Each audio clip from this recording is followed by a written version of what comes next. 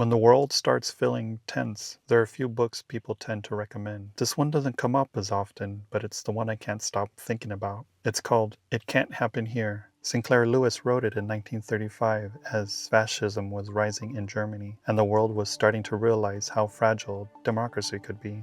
A lot of people reach for books like 1984 or Fahrenheit 451 when they want a warning story.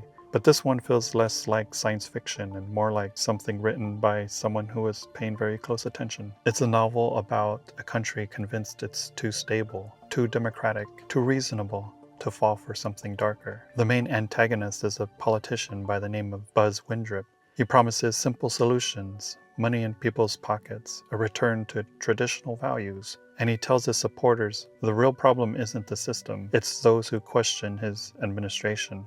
In the book, he creates a private military force called the Minutemen to enforce loyalty, silence dissent, and normalize fear as a tool of order. They're presented as protectors of stability, but they operate outside the norms people once trusted. What unsettled me reading this now is how familiar that structure feels, not because history repeats itself exactly, but because the language and the logic feels recognizable. How authority gets framed as security, how enforcement gets framed as necessity.